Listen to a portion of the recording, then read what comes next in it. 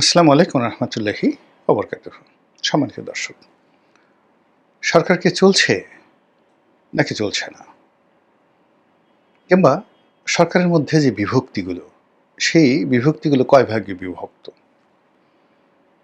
কোথাকার সরকার কোথায় চলছে, নেতৃত্ব কার হাতে, পুরো সরকারের যে একটা চেইন অফ কমান্ড থাকে, সেই চেইন অফ কমান্ড দিয়ে যেভাবে রাষ্ট্র পরিচালিত হয় সেটা কি এখন হচ্ছে? একেবারে ডাইরেক্ট জবাব হলো হচ্ছে না। আপনি যদি ঢাকা শহর ধরেন, তো এখানে দুটো সিটি কর্পোরেশন স্থানীয় সরকারের নেতৃত্ব দিচ্ছে। এখানে ওয়াসা, ফায়ার ব্রিগেড, এরপরে স্বাস্থ্য বিভাগ, বিদ্যুৎ বিভাগ এবং সবকিছুর ঊর্ধ্বে সচিবালয় এবং অন্যান্য হাজার হাজার অফিস রয়েছে, সরকারি অফিস। সব জায়গায় গিয়ে দেখেন কি একটা ঢিলেঢালা ভাব। কোনো একটা অফিসের যে ইন্সপেক্টর, সেই ইন্সপেক্টর তার এসপির কথা লেভেলে যারা আছেন শুনছেন না। একজন সহকারী কমিশনার, সেটা সিভিল সার্ভিসে ধরেন উপজেলা ভূমি অফিসে যে থাকে, তো ডিসির কথা তিনি মান্যগণ্য করছেন না এই মুহূর্তে। এটি রিয়ালিটি। মানে ডিসি সাহেব বলতে পারবেন না যে তার কমান্ডে পুরো ডিস্ট্রিক্ট চলছে। আবার ডিসি সাহেব তিনি তার কমিশনারের কথা শুনবেন, বিভাগীয় কমিশনারের কথা শুনবেন, নাকি তার মন্ত্রণালয়ের সংস্থাপন মন্ত্রণালয়ের যিনি সচিব তার কথা শুনবেন, ক্যাবিনেট ডিভিশনের কথা শুনবেন, না ওখানকার বিএনপির যে নেতা রয়েছেন, জেলার যিনি প্রধান ব্যক্তি, জেলা বিএনপির সভাপতি, সেক্রেটারি যার মার্শাল পাওয়ার রয়েছে, তার কথা শুনছেন, নাকি ওখানে সম্ভাব্য যে আগামীতে মন্ত্রী হবে বা এমপি হবে তার কথা শুনছেন? খোঁজ নিয়ে দেখেন, বাংলাদেশের ৬৪ জেলাতে ৬৪ রকম চিত্র। এর ফলে জনদুর্ভোগ চরমে, জনসেবা শূন্যতে নেমেছে এবং মানুষের মধ্যে যে রাষ্ট্র সম্পর্কে একটা বিশ্বাস থাকে, সেই বিশ্বাসের জায়গাটা রীতিমতো ধস নেমেছে। এই গেল এক। ২ নম্বর হলো যে সরকারের যে রাজনৈতিক উইং থাকে, মানে রাজনৈতিক শাখা প্রশাখা থাকে এবং যে সরকারের মধ্যে রাজনীতি থাকে, সেই জায়গাটিতে এখন বলতে গেলে মারাত্মক বিপর্যয় দেখা দিয়েছে। রাজনীতির যে কানেক্টিভিটি, এখানে রাষ্ট্রপতির অফিস, প্রধান উপদেষ্টার অফিস বা প্রধানমন্ত্রীর অফিস, এই দুটো অফিসের সঙ্গে যে সম্পৃক্ততা, তার সঙ্গে আবার ব্যালেন্স তৈরি করে পার্লামেন্ট এবং যে সকল স্বাধীন সংস্থা রয়েছে, যেমন দুর্নীতি দমন কমিশন রয়েছে, তারপরে অডিট অ্যান্ড অ্যাকাউন্টস ডিপার্টমেন্ট রয়েছে। এই সব জায়গাতেই পুরো সংযোগটা এখন বলতে গেলে বন্ধ। বাংলাদেশ ব্যাংকের সঙ্গে অর্থ মন্ত্রণালয়ের সম্পর্ক এবং সেই বাংলাদেশ ব্যাংকের সাথে ব্যাংকগুলোর সম্পর্ক, এখানে কোনো কিছু ফাংশন করছে না। বাংলাদেশ ব্যাংকের গভর্নর তার মতো করে সিদ্ধান্ত নিচ্ছেন, ব্যাংকগুলো তাদের মতো করে সিদ্ধান্ত নিচ্ছে, মন্ত্রণালয় তাদের মতো করে সিদ্ধান্ত নিচ্ছে। আবার মন্ত্রণালয়ের সঙ্গে রাজস্ব আরোহণকারী যে প্রতিষ্ঠান, জাতীয় রাজস্ব বোর্ড, বলতে গেলে এখন ইতিহাসের সবচেয়ে খারাপ সময় এই সম্পর্কটা রয়েছে। জাতীয় রাজস্ব বোর্ড কাজ করছে না, সেক্রেটারিয়েটও কাজ করছে না, মন্ত্রণালয় কাজ করছে না। আবার জাতীয় রাজস্ব বোর্ডের সাথে সম্পৃক্ত যে সকল শুল্ক স্টেশনগুলো রয়েছে, Chittagong custom house, Benapole custom house, যেখান থেকে প্রচুর রেভিনিউ আসে, গিয়ে দেখুন কাজকর্ম নেই, ঢিলা ঢালা একটা ভাব। একেবারে না করলে যেটা নয়, যেখানে মাল আছে, টাকা আছে, কড়ি আছে, তো সেখানে কিছু কাজকর্ম হচ্ছে, আর বাকি সব জায়গাতেই ঢিলা। দেখি কি হয়, অপেক্ষা করেন। মানে কোনো সিদ্ধান্ত এসআরও জারি করে কোনো সিদ্ধান্ত নেওয়া, খুব দ্রুত শুল্ক উন্নয়ন করা, এই জিনিসগুলো হচ্ছে না। একইভাবে বন্ড, তারপরে ভ্যাট, আয়কর বিভাগ, ইনকাম ট্যাক্স বিভাগ, এখানেও রীতিমতো মড়ক লেগেছে। গত ১ বছরের যে পুরনো সমস্যাগুলো, যেগুলো হয়তো ১ মাসের মধ্যে সমাধান হয়ে যেত, একটা সমস্যার সমাধান হয়নি। যেখানে কমিশনার দিতে পারেন, যেখানে জাতীয় রাজস্ব বোর্ডের মেম্বার দিতে পারেন, যেখানে চেয়ারম্যান সাহেব দিতে পারেন, যেখানে অ্যাপিলেট ট্রাইব্যুনাল রয়েছে সেটা দিতে পারেন, আবার অ্যাপিলেট ট্রাইব্যুনাল থেকে কোনো সিদ্ধান্ত তারা দিতে পারে না, সেটা হাইকোর্টে আসবে। গত 10 মাসে এরকম একটা সিঙ্গেল সিদ্ধান্ত হয়নি। যেমন ধরেন বন্ডের একজন কর্মকর্তা যাওয়ার সময় তিনি একটা সিদ্ধান্ত দিয়ে গেছেন যে এই প্রতিষ্ঠানে 10 কোটি টাকা জরিমানা পড়ে আছে ওইভাবে। সে প্রতিষ্ঠানও কাজ করতে পারছে না, সেই সিদ্ধান্তে কেউ হাতও লাগাচ্ছে না। ধরেন অ্যাফিলিয়েট ডিভিশনে একটা সিদ্ধান্ত কয়েকবার দেখেন, ওই যে ছাগল মতিউর থেকে ওটার চেয়ারম্যান ছিল, তো সেই ছাগল মতিউর যেটা ট্রাইব্যুনাল ছিল জাতীয় রাজস্ব বোর্ডের, যেখানে ভ্যাট, তারপর শেষে কর, কাস্টমস, এই সিদ্ধান্তগুলো সেখানে সর্বোচ্চ আপিল আদালত এবং ওখান থেকে পরে হাইকোর্টে আসে। তো সেখানে কতজন যে চেয়ারম্যান হয়েছে সে ছাগল মতিউরের পর এবং কটার সিদ্ধান্ত সেখানে হয়েছে খোঁজ নিয়ে দেখেন জাতীয় রাজস্ব বোর্ডে। এবং ওখান থেকে যে সকল সিদ্ধান্ত হাইকোর্টে এসেছে, একটা সিদ্ধান্ত হাইকোর্টে শুনানি পর্যন্ত হয়নি এখন পর্যন্ত, অথচ এটা 15 দিনের মধ্যে শুনানো হতো। তো কোর্ট কাছারিতে কী অবস্থা, লিস্টই আনা যাচ্ছে না। এই কাজগুলো হচ্ছে সেখানে। তো গেল হাইকোর্ট। তো এই অবস্থাতে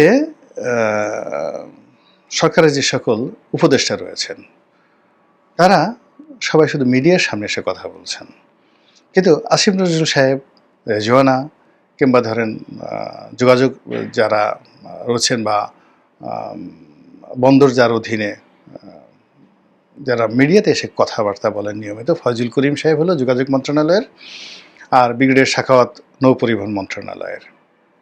তো আর সালেহ সাহেব হলো যাকে বলা হয় অর্থ মন্ত্রণালয়। ওনারা রেগুলার মানে নিয়মিত প্রেসের সামনে আসতেন, কিন্তু গত 1 মাসের প্রায় 1.5 মাসের অধিক সময় ধরে তারা খুব নেহায় দায় না পড়লে মিডিয়ার সামনে আসছেন না।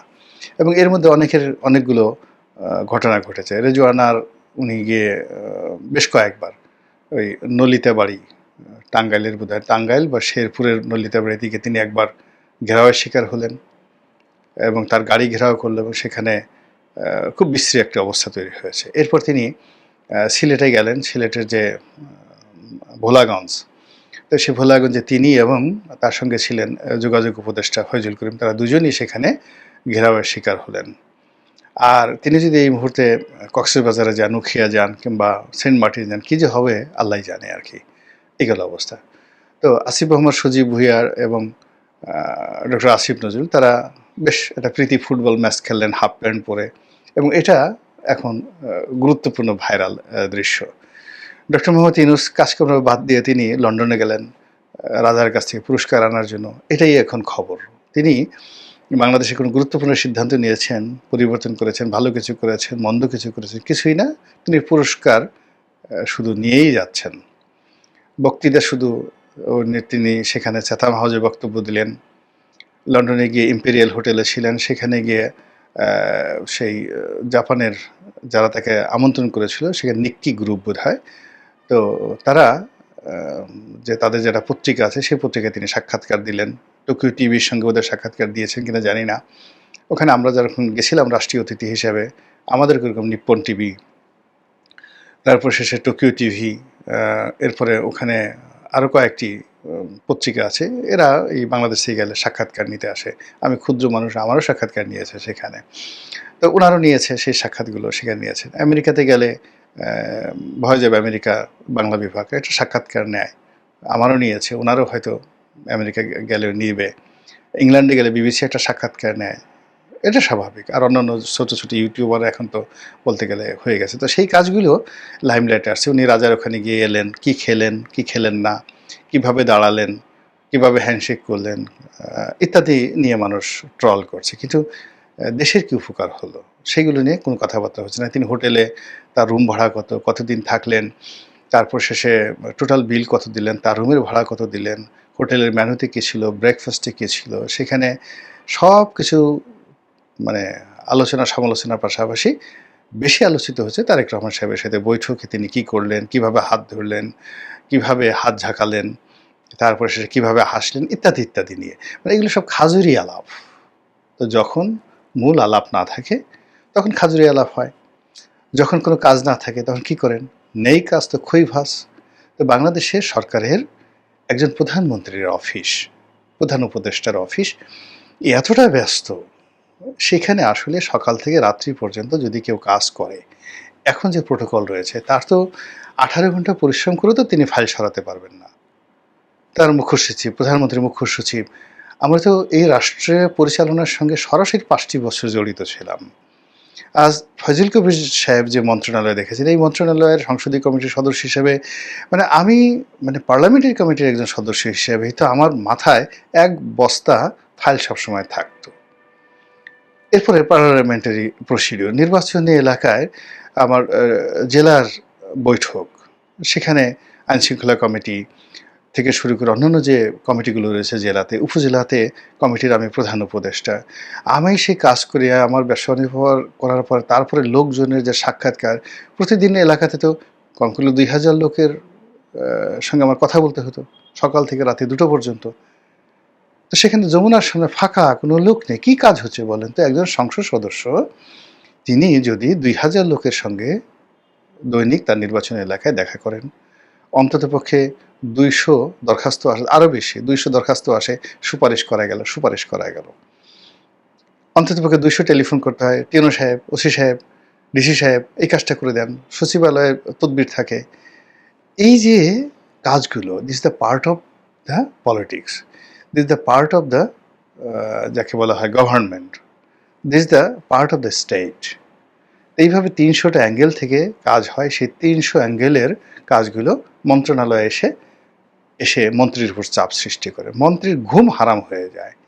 আচ্ছা, এরপরে মন্ত্রীর যন্ত্রণায় সচিব, অন্ততপক্ষে সচিব, এডিশনাল সচিব এবং ২-৩ জন জয়েন্ট সেক্রেটারি, এদের তো কাপড় চোপড় ঠিক থাকে না। এই এমপি সাহেব আসতেছে একটা বিষয় নিয়ে, মন্ত্রী ডাকতেছে, আবার এমপি সাহেব গিয়ে সেখানে গিয়ে সচিবের সাথে গিয়ে ঝগড়া করতেছে, বন্ধুত্ব করতেছে, চা খাচ্ছে, গল্প করছে। একটা প্রাণবন্ত ১ বছর যাবৎ পুরো সেই রক্ত সঞ্চালন, রাজনীতির রক্ত সঞ্চালন, রাষ্ট্রের রক্ত সঞ্চালন এবং সার্কুলেশন বন্ধ, এবং সব জায়গাতেই স্টপ হয়ে আছে সব কিছু। এখন যে যার মতো করে আপনি এই রাষ্ট্র কি চলছে? এরশাদ সাহেব চালাচ্ছেন দক্ষিণ সিটি কর্পোরেশন। এখন ডক্টর মোহাম্মদ ইউনূস কি আছেন না নেই? তিনি যদি থাকেন তাহলে তো এরশাদ সাহেব থাকেন না, আর এরশাদ সাহেব যদি থাকেন তো ইউনূস সাহেব থাকেন না। আর দুজনও যদি থাকেন তাহলে দুটো রাষ্ট্র, গণপ্রজাতন্ত্রী বাংলাদেশ ওরফে ব্রাকেটে যমুনা, আর গণপ্রজাতন্ত্রী বাংলাদেশ ওরফে দক্ষিণ সিটি কর্পোরেশন। এই গেল অবস্থা। আর যদি গণপ্রজাতন্ত্রী বাংলাদেশ ওরফে প্রধান উপদেষ্টা, গণপ্রজাতন্ত্রী বাংলাদেশ ওরফে রাষ্ট্রপতি শাহাবুদ্দিন চুপ্পু। আবার যদি ধরেন গণপ্রজাতন্ত্রী বাংলাদেশ ডক্টর মোহাম্মদ ইউনূস অ্যান্ড গং, আর অন্যদিকে গণপ্রজাতন্ত্রী বাংলাদেশ জেনারেল ওয়াকারুজ্জামান অ্যান্ড গং। আবার যদি আপনি ধরেন গণপ্রজাতন্ত্রী বাংলাদেশ ডক্টর মোহাম্মদ ইউনূস ভার্সেস গণপ্রজাতন্ত্রী বাংলাদেশ পিনাকি চক্রবর্তী, অস্বীকার করতে পারবেন? তার কথায় সরকারের সবকিছু উল্টোপাল্টা হয়ে যাচ্ছে না? এই তো অবস্থা।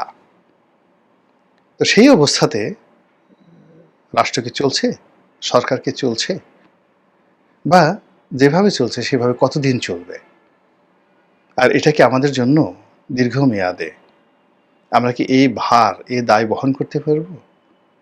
জাস্ট 10 মাসের মধ্যে জিডিপি অর্ধেকে নেমে এসেছে। সেই অর্ধেক জিডিপি আমরা কি সেটা বহন করতে পারবো? এই জিনিসগুলো ভাবতে হবে, বুঝতে হবে, সিদ্ধান্ত নিতে হবে। মহান আল্লাহ আমাদের সবাইকে হেদায়েত দান করুন এবং হেফাজত করুন। আসসালামু আলাইকুম ওয়া রাহমাতুল্লাহি ওয়া বারাকাতুহু।